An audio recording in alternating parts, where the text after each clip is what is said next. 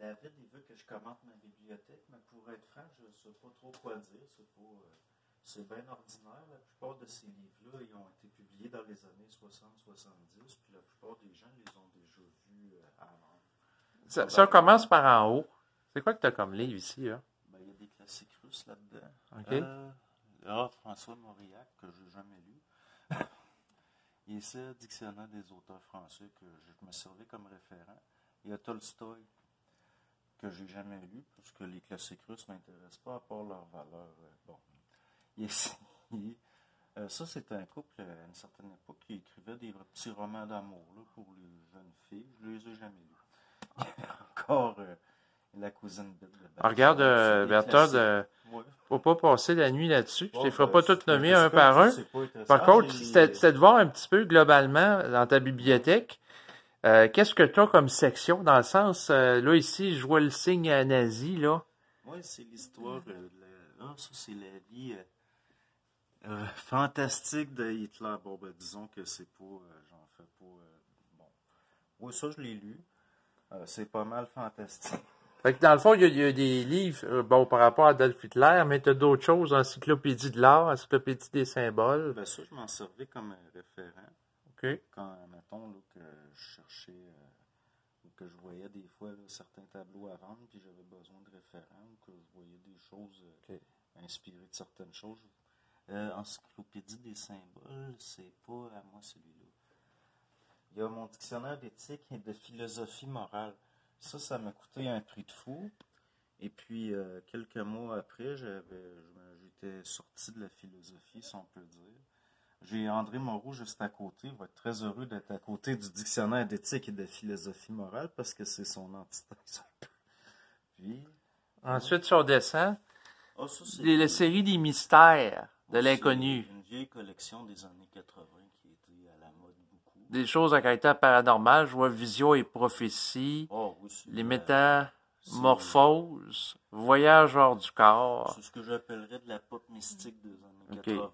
Ah, sinon, tu as des disques en vinyle? Oui. Tchaïkovski. J'en ai plusieurs qui viennent de mon père. OK. Puis, je les ai jamais écoutés. D'habitude, j'écoute des CD. OK, ben moi aussi, là. Fait que là, on continue en bibliothèque. L'idée, c'était de faire un petit peu un tour d'horizon. Moi, ce que les gens, faut qu'ils comprennent, c'est que je me suis déplacé. J'ai fait à peu près 9 heures de route de chez moi pour me rendre chez toi. Donc, je voulais profiter de l'occasion pour voir en personne là, cette bibliothèque qu'on voyait, dont on voyait les livres là, souvent en arrière-plan dans tes vidéos. Là. Donc là, ici, c'est quoi ces livres-là? Histoire de la magie. De l'occultisme. C'est des livres que j'avais loués à la bibliothèque. Je les avais tous lus. OK. Puis finalement, je les ai retrouvés à vendre. Puis je les ai achetés. Puis en plus, d'habitude, quand je les trouve, ils sont en bien meilleur état que dans les bibliothèques. Puis, fait que tu as plusieurs livres à caractère occulte. Oui. Tu as des classiques, Moby Dick. Ben oui, que d'ailleurs, je n'ai jamais lu. Comment? Madame du Ah oui, Madame du Barry, ça c'est la dernière maîtresse de Louis XV, me semble. OK. Il me semble ils ont enlevé son chapeau, là. Mais je ne sais pas si c'est une version romancée ou historique, je n'ai jamais... Le tour du monde en 80 jours. Ouais, c'est Jules Verne. Jules Verne. La collection complète parce que j'aime pas Jules Verne. OK. J'avais lu Jules Verne. OK. Mais tu l'as quand même. Tu as le Larousse médical. C'est assez... J'ai beaucoup de dictionnaires médicaux des années 50 que je trouve très comiques à lire. D'ailleurs, féministe, là-dedans, c'est une maladie. On voit le style des années 50. Pour eux, le féministe, c'est une femme très masculine et dominante qui est attirée par des femmes d'un autre style. Donc, anciennement, il y a eu une petite période, on dirait que le féminisme, c'était une maladie mentale qui était liée au lesbianisme. Donc, c'est la mentalité des années 50. OK, la dianétique. La médecine chinoise. Bah oui, c'est marqué la dianétique. Jean Trémolière. Ah, diététique, pardon. Excuse-moi, je me suis trompé. Médecine et traitements naturels. Médecine chinoise par les plantes. La médecine chinoise, je l'ai lu, les autres, non? Collection, j'ai lu par la suite plusieurs livres. Il y en avait quelques-uns. À la poursuite des dieux solaires. Total sur la cabale. Je vais rapidement, là, parce que je passerai pas la nuit à à commenter tous les livres, là. Ben, de toute façon, Docteur de la mort, magie, recherche scientifique en psychologie. Oui, ben, d'ailleurs, j'ai plus observé, j'aime mieux la recherche scientifique que des livres de magie, mais il y en a que, bon, je les ai jamais vraiment lus, là, je les ai juste feuilletés. OK. Là, il y a des livres là, avec des belles couvertures dorées. Là. Oui, ça. Le mort du chevalier Déon. Ah, le chevalier Déon, c'est un agent secret dans le temps de Louis XV, une espèce d'Amazon. Là, c'est OK. un homme déguisé en femme, puis qui était agent secret. Puis, bon. OK. Fait que là, il y a... Ouais. Ici, j'ai... Oui. Ça, c'est ce que j'ai de... C'est des années 20, c'est en cuir de daim, puis c'est des appliques d'or. Puis aussi, là, les couvertures, là, c'est des bains d'encre. Oui. Puis là, ici, j'ai Erasme, l'éloge de la folie, que je voulais avoir. Mais il y en a d'autres que j'ai eu parce qu'ils ont une valeur, là, comme Racine, Théâtre complet, je n'ai pas envie de lire ça. Là, bon. Puis les Confessions de Saint-Augustin, là, c'est très touchant. Il explique que quand il était tout petit, il avait volé des poires. Puis là, il explique que c'est parce qu'il était influencé par des mauvais enfants avec qui, pour parler de... Bon, il fait ses confessions. Il a volé des poires, c'est très grave. Toute une confession. Non, c'est ça. Là, il y a une autre collection de livres ici. Là, Oui, celle-là, je les ai tous lus. La parapsychologie, les pouvoirs inconnus de l'homme, Oui, le défi de la matière, le regard... Oh! Tu as fait des expériences, toi? Oui. Donne-nous un exemple concret d'expérience que tu as faite en lien Je me avec ça. demandais si je pouvais ressentir la couleur avec les doigts, parce qu'il y avait des études qui démontraient qu'il y a certains sujets qui sont capables. Puis j'ai acheté des briquets Bic, qui étaient tous du même format, mais des couleurs différentes. Je les mettais dans un sac, puis j'essayais de sentir les couleurs, puis je me suis rendu compte que oui, mais ça prend du temps, il faut se concentrer beaucoup, il faut avoir la tête vide, puis c'est long, puis je vois pas l'utilité d'un talent comme ça, donc je ne veux pas développer, mais moi, personnellement, je considère que c'est une réalité. De ressentir les couleurs? Oui. Peut-être que ça prend une utilité pour certains daltoniens qui ne peuvent pas voir avec leurs yeux la couleur. Ben oui, s'ils veulent grimper dans le poteau pour voir si la lumière est verte ou Ben, rouge. ça peut être ça peut servir d'une compensation si, par exemple, la personne travaille comme électricienne. Ah, ben oui. Non, pourquoi pas. Bon, si ça fonctionne, bien entendu, là, que les gens fassent leur expérience. Ben, moi, personnellement, je considère que c'est une réalité. Entre autres, d'autres choses. Le reste, il y en a plusieurs qui sont pas... Je vais regarder. Agatha Christie. Oui, ben, Donc, ça, c'est des romans, là. Oui, je les ai lus. OK. Il y en a un, d'ailleurs, que la fin, c'est 2 fois la même page qui est imprimée. J'ai jamais eu la solution. Puis, Ah ben, Christie. Ah, ça, c'est... J'ai acheté parce que la collection était... Marcel pas chère. Garnet, la civilisation chinoise, la résurrection des villes mortes. Mais je les ai jamais lus.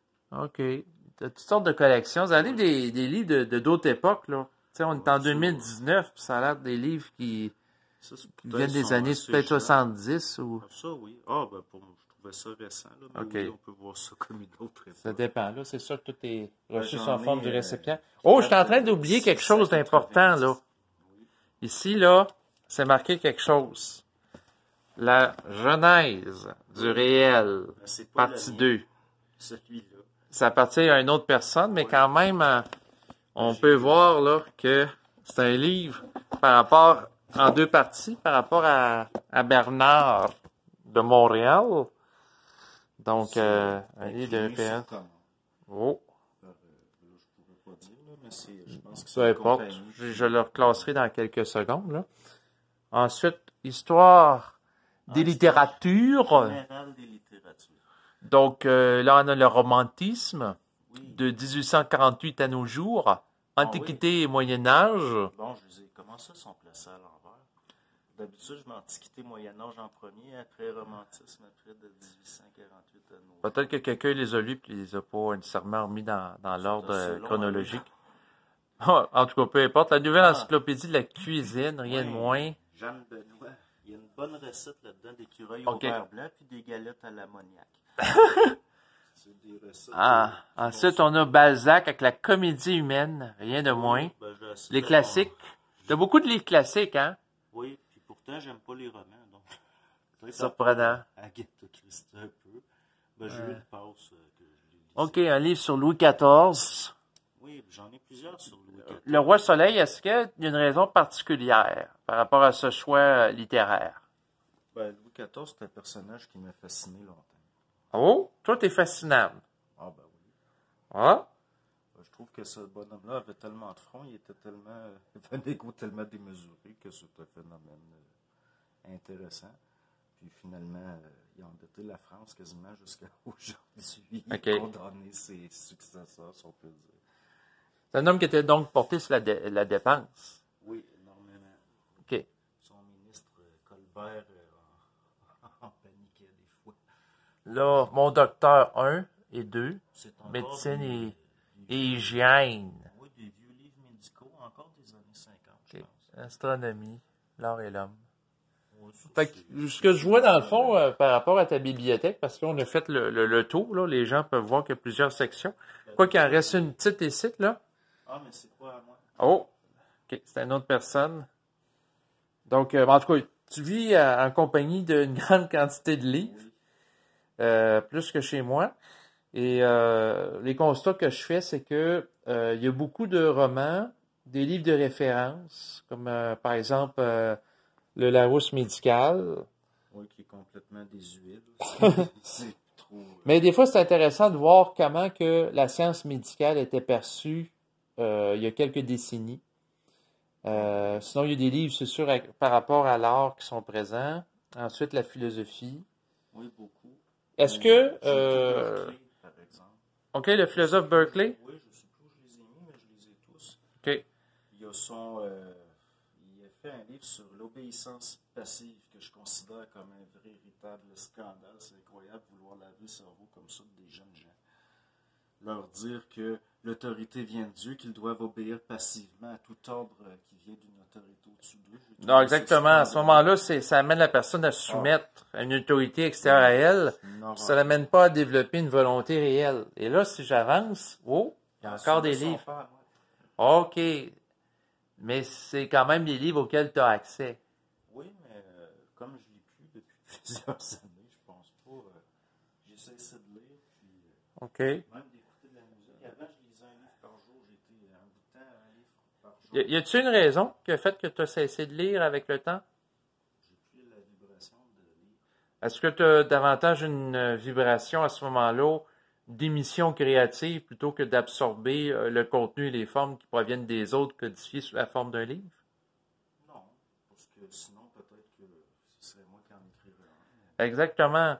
Mais si je te pose la question maintenant, spontanément, si parmi tous les livres qu'on a abordés depuis tantôt là, dans ta bibliothèque, il y en avait juste un que tu aurais à conserver, ça serait lequel? Ben, j'ai ma version de la Genèse du réel.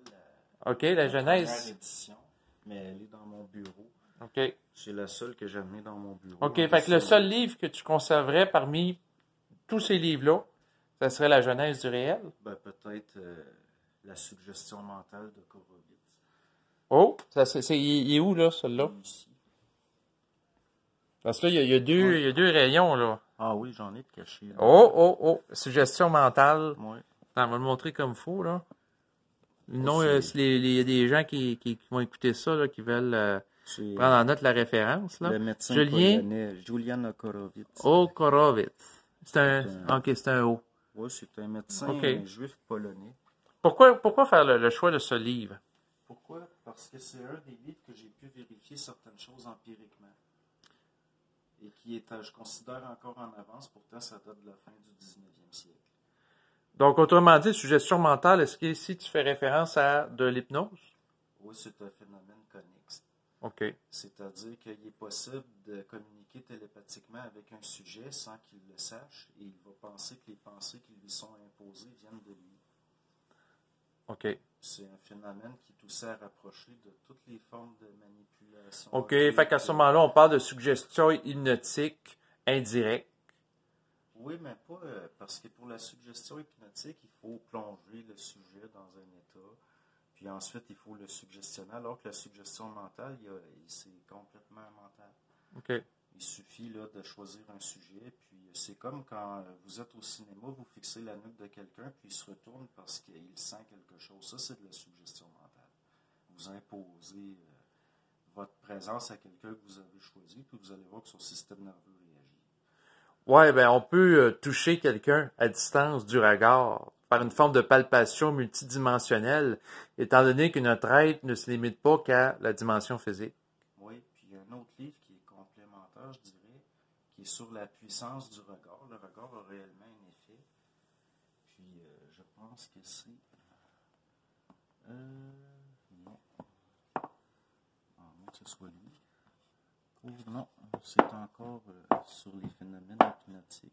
Bon, c'est pas grave si tu ne l'as pas à portée de la main présentement, étant donné que je t'ai posé cette question-là brûle pour point. C'est un médecin français du début du 20e. Il n'y a aucun problème. Mais à part ça, j'ai Sandra Vimont, puis Marc de la Salle. Oh, OK, ils sont là. Oui. Bon, entrez dans le réel. La vie est multidimensionnelle, mes chers. Mais je les ai pas classés, puis je suis pas... Il n'y a pas nécessairement un ordre de classement chez toi là, par rapport à ta bibliothèque. Des fois par couleur. OK. Ben, on voit qu'il y en a plusieurs qui sont rouges ici, hein, n'est-ce pas? J'ai mis les verts là. OK. C'est des fois par couleur ou par style de couverture. De toute façon, pour moi, c'est un peu comme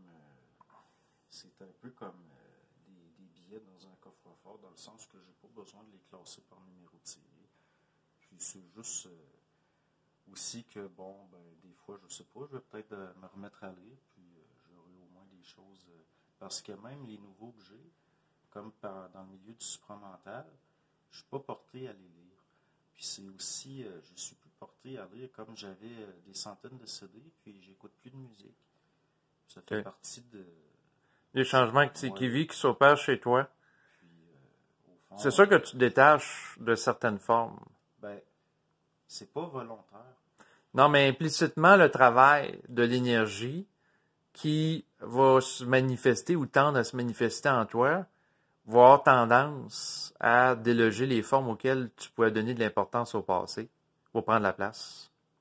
Je sais qu'il y a quelque chose de plus subtil par rapport à ça que je ne saurais pas comment le dire, mais j'ai beaucoup lu. OK, mais c'est parce que je veux dire que si tu absorbes la vibration de l'esprit, tu as moins besoin de te nourrir puis d'absorber une vibration extérieure à toi qui provient de d'autres personnes. Oui, mais même là, c'était tout simplement pour augmenter mes connaissances générales à l'époque, entre autres. En plus, ça me divertissait. OK. Puis aujourd'hui, ben, je ne ressens plus le besoin c'est peut-être une compensation, peut-être. Je ne le sais pas. Puis j'ai plus non plus autant l'orgueil d'avoir tellement lu, d'en savoir tant. Aujourd'hui, après avoir peut-être sorti des choses, puis m'être débarrassé des choses, non, ces connaissances-là, la plupart étaient inutiles, le sont encore. Mais c'est parce que dans le fond, la lecture peut avoir aussi comme fonction, en plus de servir à accumuler de la connaissance, d'avoir accès à un vocabulaire qui permet par la suite d'exprimer avec justesse, clarté, la pensée qui tend à vouloir s'exprimer à travers soi. Je me demandais pourquoi j'avais tellement lu sur la philosophie, la psychologie, l'occultisme, ces choses-là, mais j'étais loin de savoir que c'était parce que tout simplement j'avais besoin d'un vocabulaire. Parce qu'il n'y a rien de... C'est simplement d'accumuler des formes, puis après faire un tri, puis... parce qu'au fond, le trois quarts de ces choses-là sont encore dépassées, puis... c'est parce que les formes n'évoluent plus dans le temps. Si on prend un livre, c'est fixé dans le temps. Tandis que une parole d'une personne peut évoluer dans le sens, qu'est-ce que tu vas dire dans 2 jours, dans 2 ans ou dans 20 ans, va changer en fonction de la vibration au moment où ce que tu canalises. Mais même quelque chose qui a été écrit il y a 1000 ans, quelqu'un peut le lire et puis c'est lui finalement qui change et puis il va le relire et puis c'est plus du tout la même. Oui, c'est ça. Tu changes dans le fond la perception de la personne puis sa psyché, sa compréhension du document que la personne peut relire 1 fois, 20 fois ou 20 000 fois va changer parce que tout est reçu selon la forme du récipient. Donc, tu changes le récipient, tu changes la conscience d'une personne, sa façon d'intercepter les informations ou la vibration derrière les formes que représentent les mots va varier. Oui, puis de toute façon, des fois, un auteur, sans le savoir, va dire quelque chose, mais derrière ce qu'il a dit d'autres choses sans le savoir. Puis c'est des gens dans le futur qui vont le voir. Exactement, il peut y avoir plusieurs niveaux de signification. Et c'est sur ces considérations que j'ai l'intention de te laisser à présent. Et je te remercie de m'avoir présenté sommairement ta bibliothèque avec tes nombreux livres. Puis ça aura agrémenté mon voyage, parce que quand même, pour me rendre chez toi, j'ai fait près de 9 heures de route. Puis une des choses que je voulais voir, ben c'était cette fameuse bibliothèque qu'on voit apparaître là derrière l'écran là, de certaines de tes vidéos. Donc j'ai eu le plaisir de la voir en personne. Et bien là-dessus, je te dis à bientôt. Au revoir.